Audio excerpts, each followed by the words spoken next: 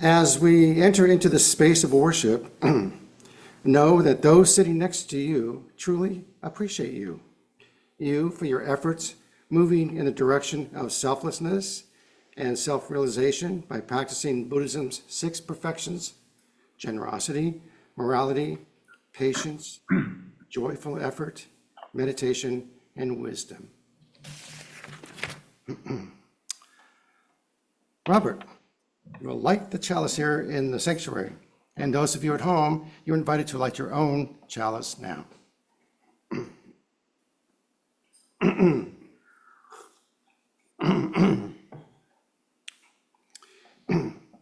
The light, it's fine this morning.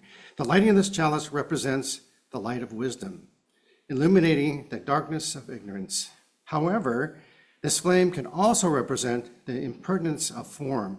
In this way, the chalice is a bridge between both realities, the realm of form and a connection with the infinite, ever-renewing compassion from which all forms arise.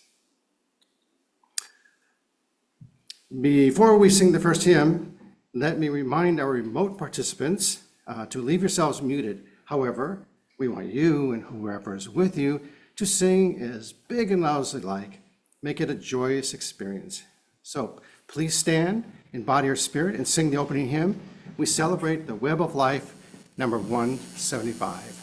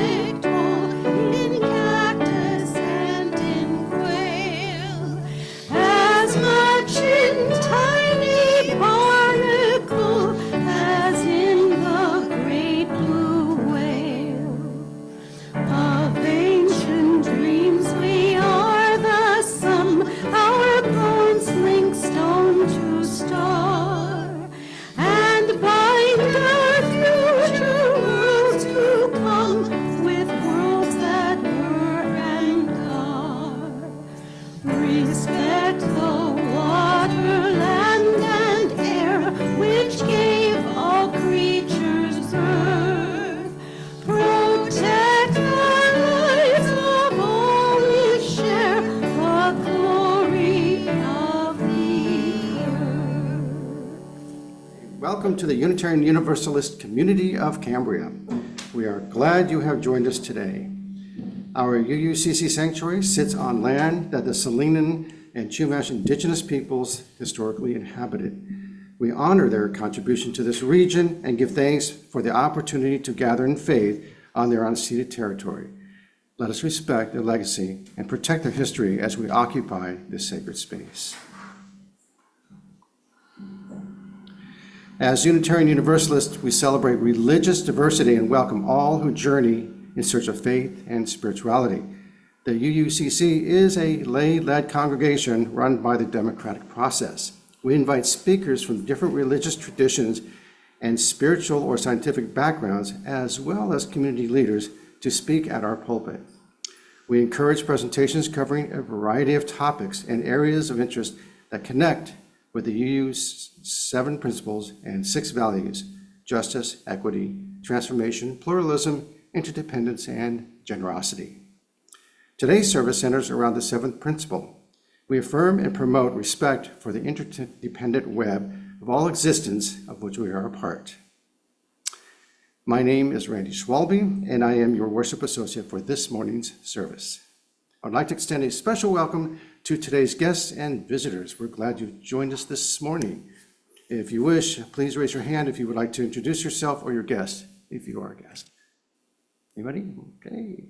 Yes. Hi, I'm Jim. I'm visiting from Los Angeles. Welcome. Hi, Jim. Glad to have you aboard. Okay, if you are not on the mailing list, please visit the UUCC website at uuccambria.org so that we can keep you informed about all of our activities. Members and friends, please check out what's happening. The e-blast sent to you every week. This is a great way to keep up to date with our latest news. If you wish to see this or any of our past Zoom services, the recordings can be found on the UUCC website and on Facebook. So again, good morning and welcome to everyone. The affirmation is both a recognition of the nature of this community as well as a promise to which we aspire. Let us now recite the UUCC affirmation. Love is the spirit of this church, and service is its prayer. This is our great covenant, to dwell together in peace, to seek the truth in freedom, and to help one another. We set aside this time for brief announcements that will be of interest to our community and friends. Please be succinct when announcing upcoming events or updates. If you have an announcement, please raise your hand. When I or Andy call on you, it should be Andy or I, call on you, come up to the podium and unmute yourself, then speak. And I will start. Tomorrow, 4:30 on Zoom is our worship committee meeting. Yeah, I know, it seems like we just had one. Okay, so that's tomorrow, 4:30 on Zoom. If you wish to join us, you're all welcome to. Just send me an email real quickly and I'll send you the link. Andy? Good morning, I'm Andy Fagan. Two announcements. One, a reminder that this Wednesday we'll be meeting our monthly book reading and discussion group. We're going to start a new book about Unitarian Universalism called Sources of Our Faith here in the sanctuary, 4 o'clock until 5:15 in person. No homework necessary. We'll read out loud and then discuss what we've read. Secondly, we're beginning our Guest at Your Table fundraising drive.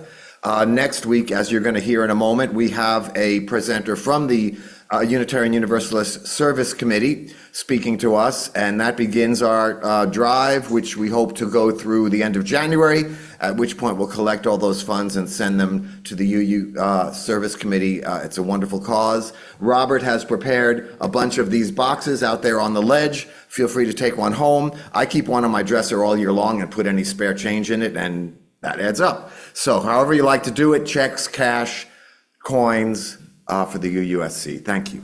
Bitcoin? I guess, yeah. Doge, right? Okay.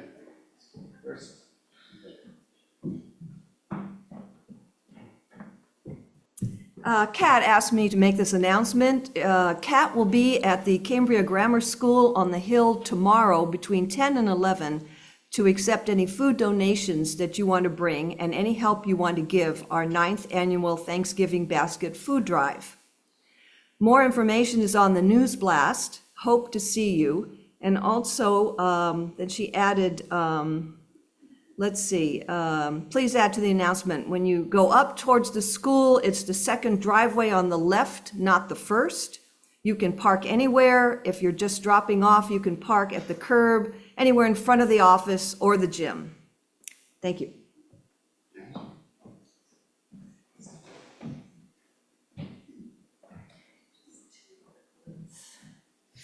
Two quick announcements. Today is fourth Sunday. We're collecting for Cambria Connection. And the second one, I want to thank everybody who's turned in their pledge form for the 2025 pledge drive. If you haven't yet, please get it in so we can wrap it up. Thank you. Andy, any announcements from our participants remotely? No announcements online. Back to you. Hey, next week, as Andy mentioned, Laura Randall, the UUSC Director of Development for Congregational Relations, will present Communities of Resistance and Resilience, UUSC and Global Solidarity Now. Okay, Joys and Concerns is a time for sharing personal celebrations, sorrows, reflections, or gratitude. This is a time for community building. Please exercise brevity. Thank you. The collective flames of these candles embody all the joys and concerns which may have gone unspoken today, but are also deeply felt in this community. The first reading is a responsive reading of the Metta Meditation, or Loving Kindness Meditation, a Buddhist practice for cultivating compassion for ourselves and others through loving, friendly phrases and goodwill. As you respond, I encourage you to deeply internalize the words you are speaking. All right, here we go. May all beings be happy and well. No, I say the first one, you respond. Okay. May all beings be happy and well. May no harm or difficulties come to them. May they live in peace and harmony. May I be happy and well.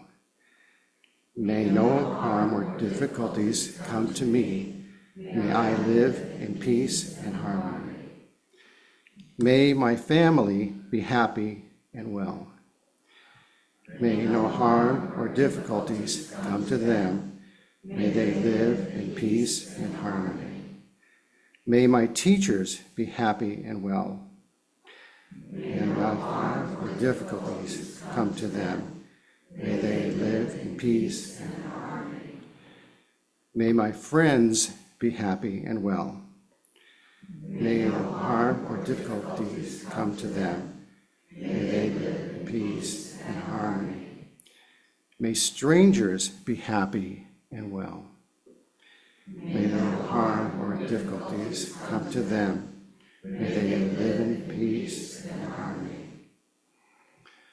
May my enemies be happy and well. May no harm or difficulties come to them. May they live in peace and harmony. May all beings be happy and well. May no harm or difficulties come to them. May they all live in peace and harmony. Let us enter a place of peace and serenity where you are one with your spiritual being. Be at peace within your space where the absence of all that is temporal is its most cherished gift. Let us enter the stillness.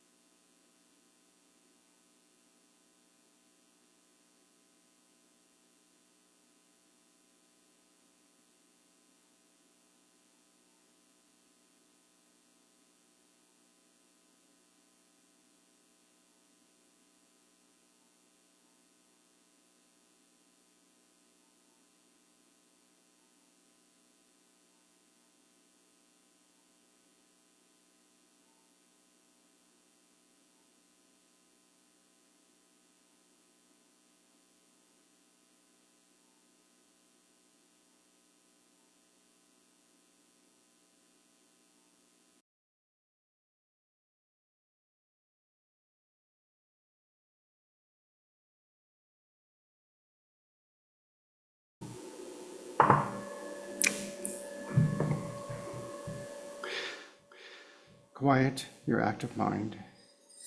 Soothe your troubled heart. Connect with your incorporeal soul. Ignite your dormant spirit. Reach beyond your essence to find your inner peace. The second reading is two quotes by two Buddhist ministers. Chiki Nyama Rinpoche said, "What are the experiences that the teachings of the Buddha are founded on? They are sadness, love, and openness. Although they appear to be quite different, sadness and openness are in fact intimately connected. The profound sadness that overwhelms us when we understand the impertinent nature of all phenomenon opens us up to the world around us. We open our hearts and begin to notice our fellow beings." Terry Tempest Williams said, "The human heart is the first home of democracy. It is where we embrace our questions. Can we be equitable? Can we be generous? Can we listen with our whole beings, not just our minds, and offer our attention rather than our opinions? And do we have enough resolve in our hearts to act courageously, relentlessly, without giving up, ever? Trusting our fellow citizens to join with us in our determined pursuit of a living democracy? Please join Mary and Jan by singing the chorus of Count on Me by Bruno Mars. And I want to encourage you all, if you know this song, to sing as much of it as you want to sing. So there. So there.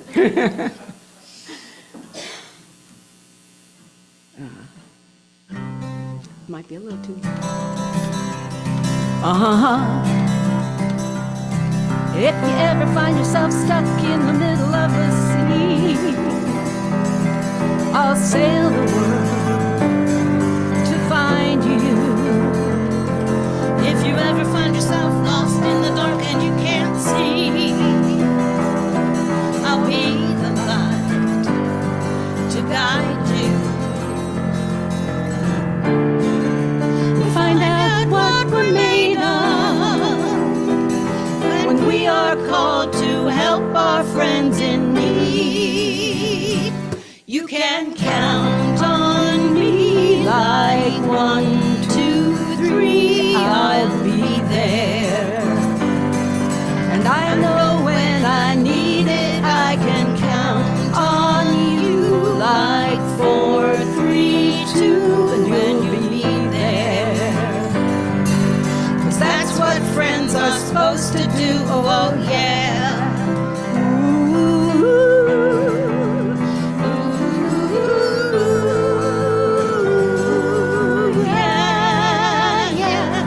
If you're tossing and you're turning and you just can't fall asleep,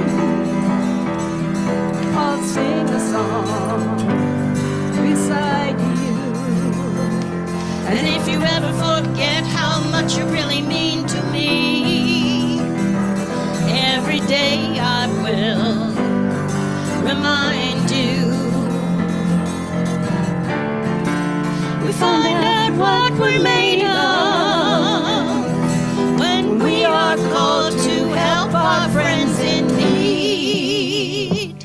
You can count on me like 1, 2, 3, I'll be there.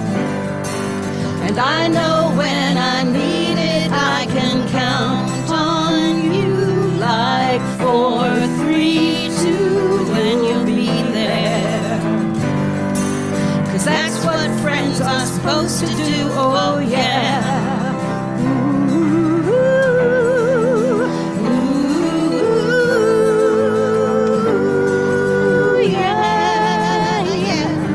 You'll always have my shoulder when you cry.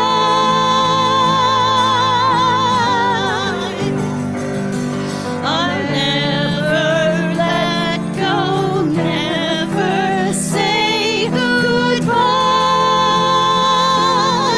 You know you can count on me like 1, 2, 3, I'll be there.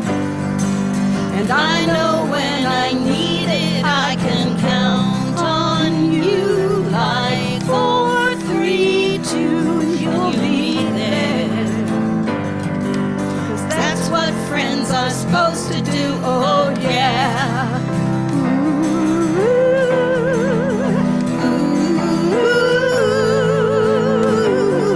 You can count on me 'cause I can count on you.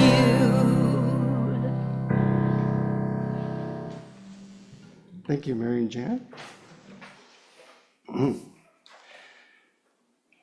Today's talk is titled Strength and Serenity in Constant Change, to be delivered by Reverend Kerry Kiyohara. Kerry Kiyohara is a resident minister of the Makawao Buddhist Temple on Maui. Kerry was ordained in 2016 and graduated from seminary in Kyoto in 2018, receiving certification as a teacher in the Jodo Shinshu Horanshi tradition. Kerry previously worked as a corporate executive consultant and writer in Los Angeles, Tokyo, Beijing, Shanghai, and Honolulu. Kerry graduated with a BA and MBA degrees from the University of Southern California. Kerry speaks American English natively, fluent professional Japanese, basic Spanish, survival Chinese, but struggles daily with a Hawaiian Creole English, also known as Dakan Pidgin. Yeah? Kerry is married to Mimi, and they are delighted to be grandparents of a 12-year-old granddaughter and a 4-year-old grandson. Reverend Kerry. Well, good morning, and thank you, Randy. I must say that your Takain Pigeon is getting better, yeah? It took me about 6 years to even get close, so don't worry about it too much. But thank you again for inviting me to speak to you this morning. I'm absolutely delighted to meet all of you virtually. And yes, I'd like to talk about how in times of constant change, and it's always constant change, where do we find strength and serenity? Because I think no matter which way you may have voted, we can all agree that change is here. Now, some people are going to welcome the change and they look forward to its consequences. Other people resist change and fear its consequences. But no matter which way you may have voted, we can all agree that change can often have unexpected and unintended consequences. Buddhism offers a path forward, whichever way you may have voted and regardless of how you may feel about the outcome. In the Amida Sutra, which is one of the 3 Pure Land Sutras, which are the foundation of the Jodo Shinshu Honganji tradition, there's a story about a beautiful 2-headed bird named the Gumyo-cho, a Gumyo bird, which lives in the Pure Land, the Pure Realm created by Amida Buddha. Gumyo means shared life, and the Gumyo bird is said to have a beautiful voice that sings the Dharma, sings the truth, leading those who listens to its songs to enlightenment. So here's the original version of the story. According to the legend, the bird's 2 heads had vastly different personalities and desires. When one head was sleepy, the other head wanted to play. When one head was hungry, the other one wanted to rest. Eventually, the 2 heads began to resent and hate each other.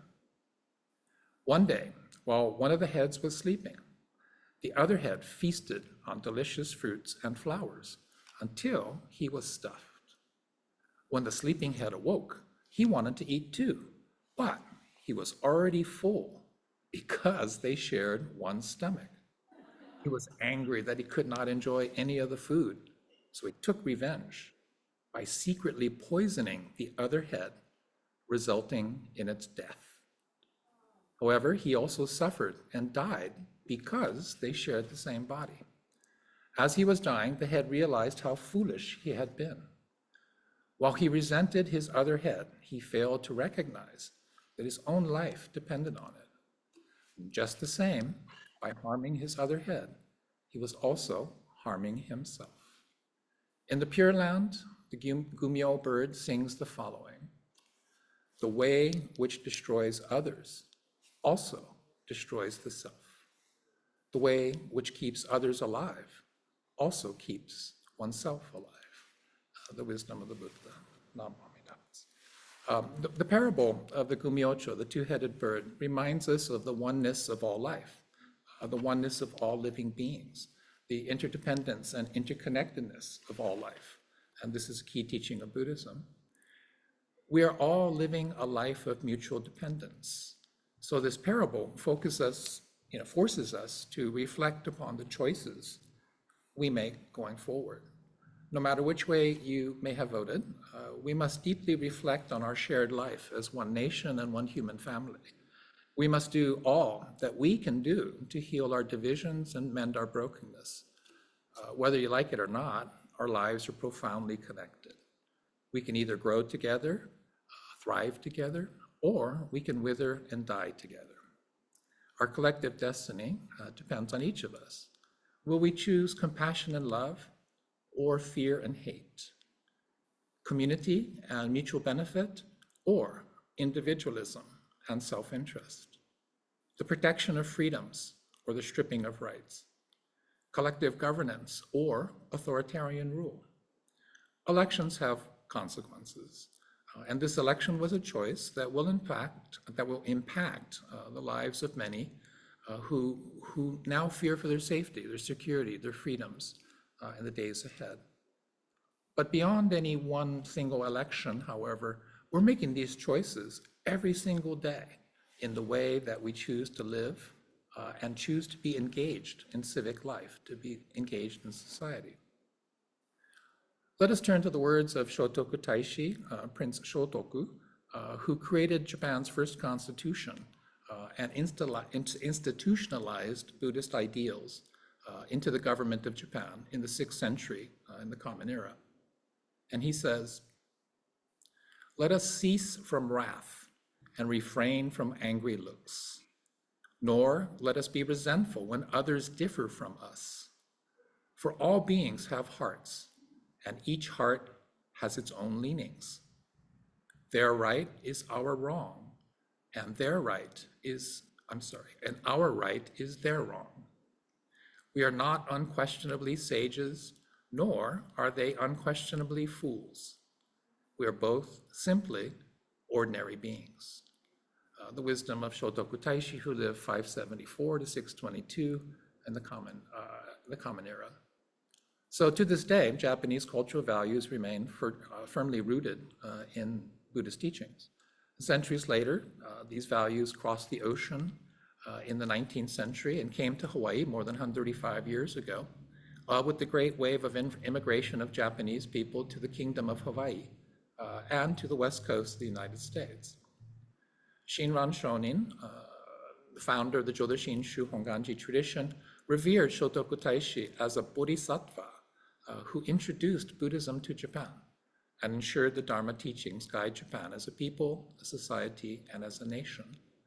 In a formal Honganji altar setting, Prince Shotoku has an altar next to Shinran Shonin. So if you look behind me, this is the altar to Amida. There is an altar that's dedicated to Shinran. And in a full setting, in a bigger temple, we'd have one more altar on the side, which is Prince Shotoku. So that's the degree to which the founder of our tradition revered Prince Shotoku. So, regardless of which way you voted or which way the election went for you, why do we feel anxious and uneasy? Our human mind and ego instinctively resist change, desperately clinging to things that are constantly changing. And this is what the Buddha taught as the cause of dukkha, stress, disappointment, dissatisfaction in our lives. Dukkha is often translated as suffering, and indeed, suffering is one of the nuances. But think of it as life is filled with stress, and things don't always work out the way we want. And even if we get what we thought we wanted, we still want more. We're not satisfied with what we have. This is the human condition. And when we become attached to things that arise from causes and conditions, we want them to stay the same. We don't want them to change. So I arise from causes and conditions. I have a mother and father. Right? They had mothers and fathers. That's 4. Go back 10 generations, it's 1,024 people. Go back 20 generations, it's 1 million people. 1 million people had to come together to come to me. So I arise from causes and conditions. That's, since that is true, right, the truth of impermanence applies to me. The Buddha taught that since I was born human, my body, my mind is going to age and decay, and eventually will reach the end of life. But my ego, right, my ego, rejects that reality. No, and insists upon viewing the world as reality my ego wants. I want reality to be the way I want it to be. It's about me. Having grandchildren, you can see this. It's about me. It's about me. But you think about that, right? If you're a baby, if you're hungry, you cry and somebody feeds you. If you need a diaper change, you cry and somebody changes your diaper. If you're lonely, you cry and somebody picks you up. It is about me. This is the human condition. As you get older, you start saying, well, I'm not that old. And in a secret part of our mind, we're saying, I won't die. Technology will advance to the point where I'll never die. We can only hope so. Right? But as adults, we know that this is not how the world really works. And yet we cling to things that are constantly changing. If you cling to form, you cling to the face that you had 20 years ago. Gee, what happened to all my hair? It's all turning gray and it's got thinner than before, etc. So the Buddha taught that all things that arise from causes and conditions, especially ourselves, having been born human, we're not permanent. We are constantly changing and eventually reach an endpoint. So the truth of impermanence is reality as it is. And change forces the existential questions: why am I here? What's the purpose of my life? Right? Because we realize the truth of impermanence applies to me. Uh-oh, right? So why am I here? What's the purpose of this life? Now, the Buddha taught that stress, dukkha, arises because of our egocentric, cravings and desires. We want what our ego wants. Attachment to things that are constantly changing, and the delusion that the truth of impermanence doesn't apply to me, but in our heart of hearts, we know the truth. So in the midst of constant change, in this human realm of confusion and delusion, how do we find the strength and serenity to keep moving forward? In the Jodo Shinshu Honganji teachings, we aspire to the Bodhisattva ideal of Mahayana Buddhism as a path forward in this unrepeatable life. To understand Mahayana, we must first understand Theravada Buddhism. So Theravada is the original path taught by Gautama Buddha, which requires shaving your head, becoming a monk, giving up everything, and focusing solely on one's enlightenment, one's awakening, becoming Buddha, to benefit oneself. So this is the Buddhism that a lot of people think of, monks in saffron-colored robes, shaved heads, living monastic precepts, chanting, prostrating themselves, meditating constantly, and eating only what people give to them. So no material possessions. There are three things that a monk is allowed to have. One are a set of robes, a razor blade to keep your head shaved, and then a begging bowl, which is in the shape of the gongs that we use in the temple. So these are the only three possessions you're supposed to have. Now, obviously, not everyone is in a position to become a monk, unless you're like Prince Siddhartha, who decided to abandon his wife and son in the middle of the night, turn his back on the kingdom, and awaken and pursue awakening, or die trying. Obviously, again, not everyone is in a position to do that. So Mahayana Buddhism, Mahayana emerges as another stream, a major stream of Buddhism, about the 1st century in the Common Era, first as a non-monastic path of Buddhism for householders. So if you're married, if you got children, you can't become a monk. At the time, if you're a woman, it'd be difficult to become a monk. And so then later on, it develops into a more other-focused practice to benefit others, thereby benefiting oneself. So Pure Land Buddhism, including Jodo Shinshu, is part of the Mahayana stream of Buddhism. And in the Mahayana stream of Buddhism, there is the ideal called the Bodhisattva. A Bodhisattva is a being who sacrifices their own awakening so that all beings, without discrimination or judgment, may also realize awakening.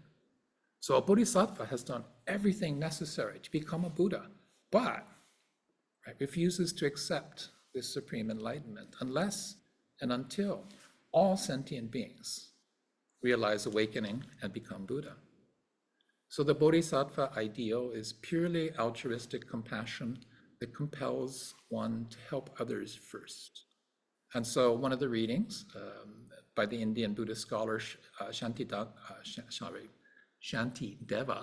offers a profound summary of this ideal.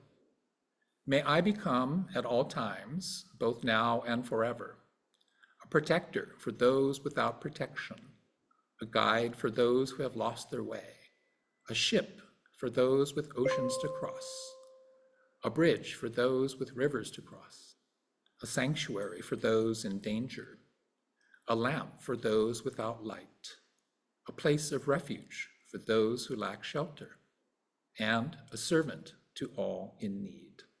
The wisdom of Shantideva, who lived in the 8th century in the Common Era. So when we truly come to see reality as it is, that we live only because of other people and living beings and other forms of life, we become free of the bondage of selfishness, and we are enabled and empowered to help others. So is it easy? Of course not. We're only human. We're only human. Now that could be an excuse. I'm only human. What do you expect from me? Or it could be a statement of true awareness of the self. I am only human. I am not a Buddha. I'd like to think I could become one, but that's my ego, right? I'm just a human being. I'm only human. So my ego self would like to believe that by virtue of being an ordained Buddhist priest, I'm better than other people, that I have superior insight into the human condition, that I manage my stress better than other people. Reality as it is, I struggle every day with the reality of my aging body and mind, just general uncertainty over the future. What if? And my inability, despite my efforts, to conquer my ego. But it's in the recognition and acceptance of my utter humanness.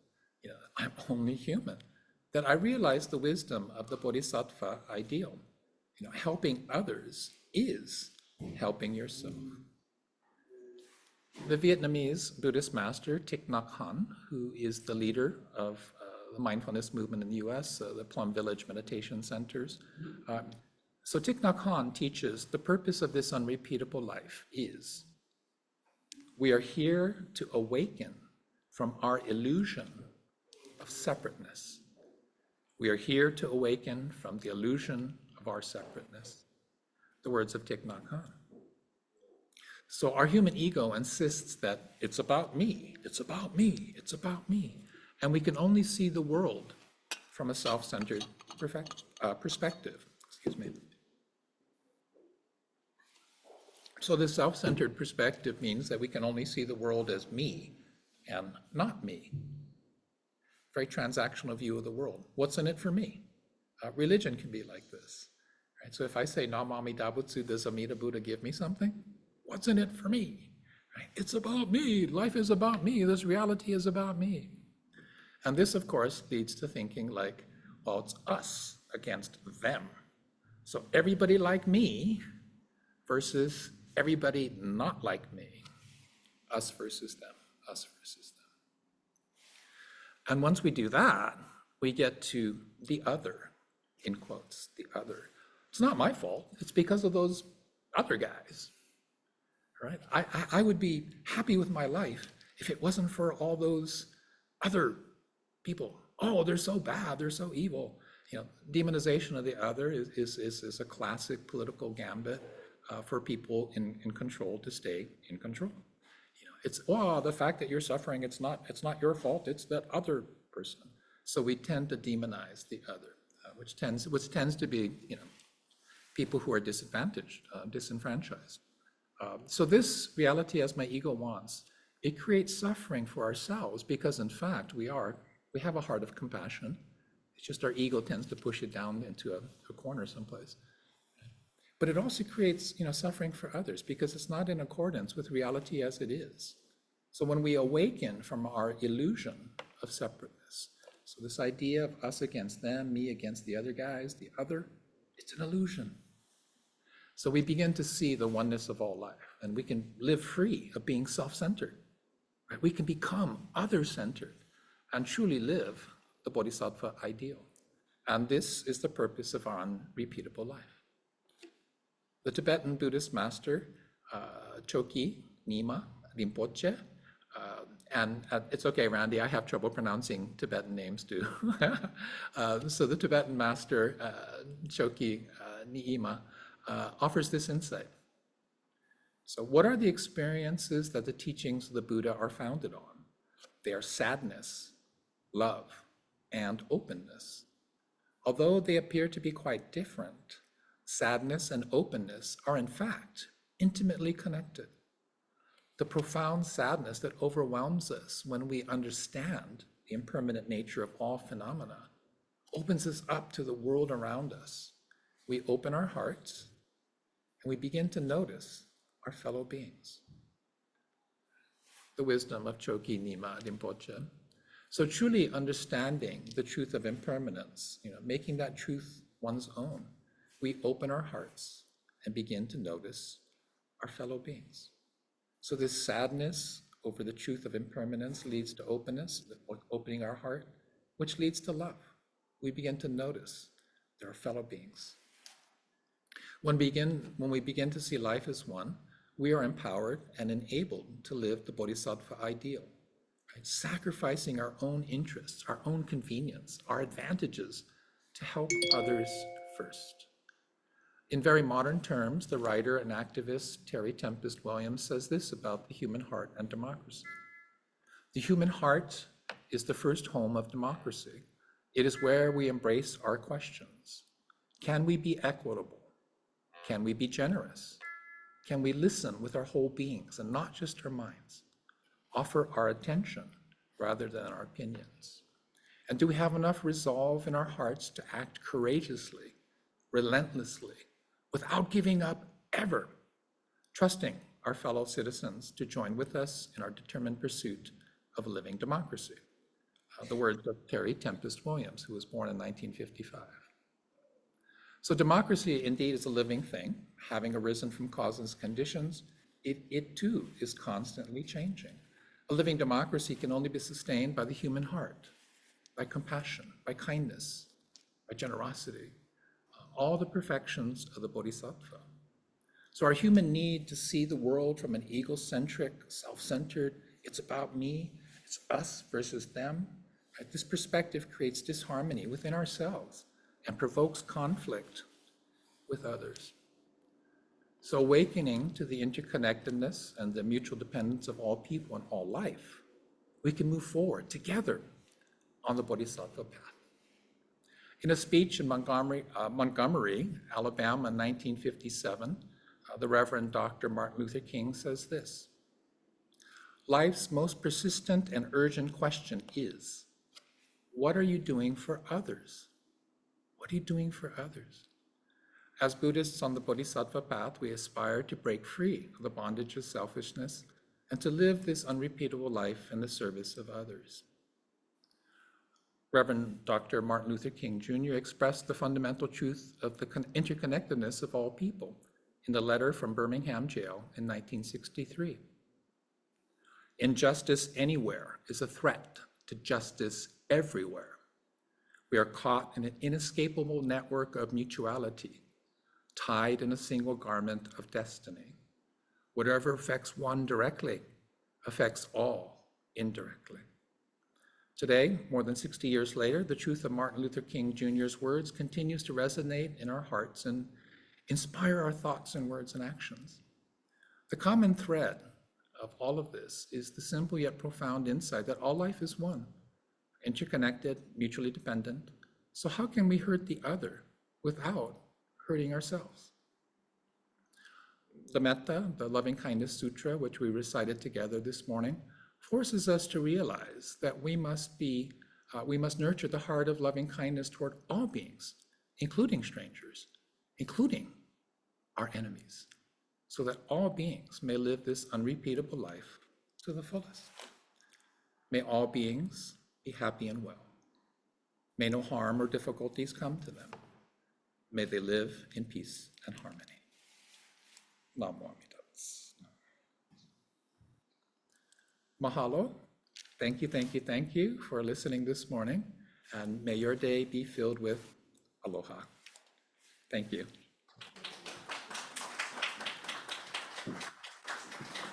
And thank you, Reverend Kerry, for those inspirational words. The morning offering will now be given and received.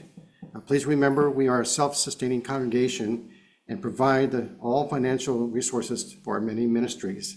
We recognize the spiritual value of generosity and invite you to participate. And if you are viewing this service remotely, please use one of the methods shown on the screen. Thank you.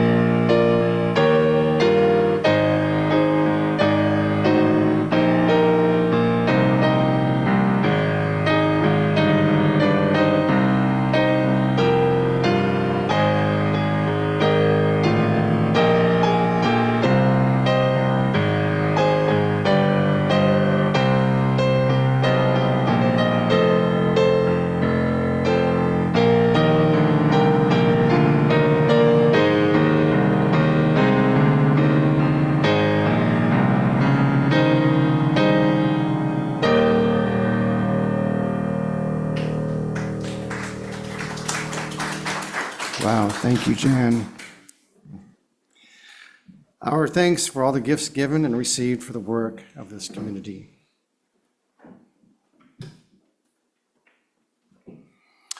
Please stand in body or spirit and sing the closing hymn, Lean on Me, number 1021. I'm gonna need it. We're gonna practice this part, okay? Because we don't have to get it perfect, but we're gonna try to get this clap part down, okay? So, we're gonna do this at the end of it, right? So make it the key. Okay, so just call on me, brother, when you need a hand. We all need somebody to lean on.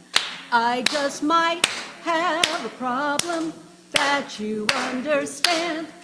We all need somebody to lean on. I didn't see very many people clapping. You're going to clap when we sing it now for real, right?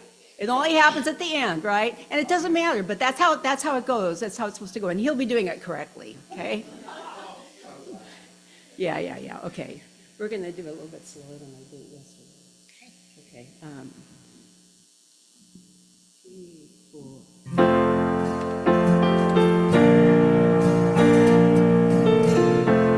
Can't hear it.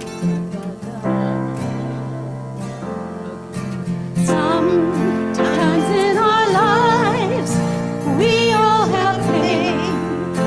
We all have sorrow. But if we are wise, we know that there's always tomorrow. Lean on me when you're not strong, and I'll be your friend. I'll help you carry on, for it won't be long till I'm gonna need somebody to lean on. Please swallow your pride if I have things you need to borrow, for no one can fill those of your needs that you don't let show. Lean on me when you're not strong, and I'll be your friend. I'll help you carry on, for it won't be long till I'm gonna need somebody to lean on. If there is a load you have to bear that you can't carry, I'm right up the road. I'll share your load if you just call me. Lean on me when you're not strong, and I'll be your friend. I'll help you carry on, for it won't be long till I'm gonna need somebody to lean on. So just call on me, brother, when you need a hand. We all need somebody to lean on. I just might have a problem that you'll understand. We all need somebody to lean on. Lean on me when you're not strong, and I'll be your friend.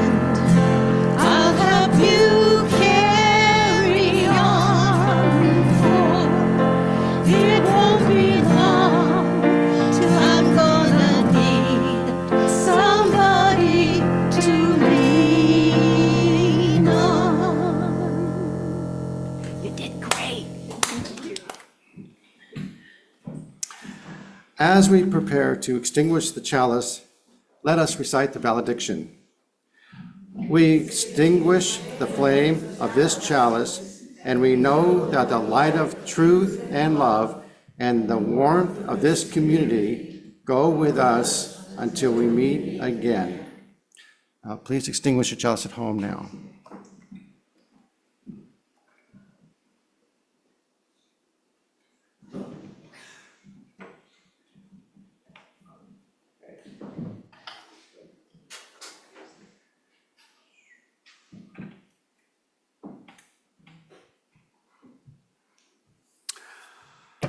And now let's form a circle and join hands. Let us be grateful for this moment together, united by our aspiration to see the world as it is, not as we would like it to be, so that we may alleviate suffering for all beings. Let us be wise so that we can see both sides of conflict with clarity and not insist that we alone are right. Let us be compassionate so that we can help all people without discrimination or judgment. Let us be kind and gentle to every living thing and protect all who are weaker than ourselves.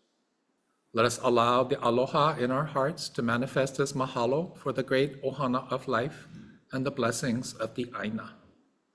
In the Honganji tradition, we express gratitude for this unrepeatable life by placing our palms together, bowing our heads, and saying, Namo Amida Butsu, Namo Amida Buddha, entrusting in all-inclusive wisdom and all-embracing compassion, kindness, and understanding beyond words.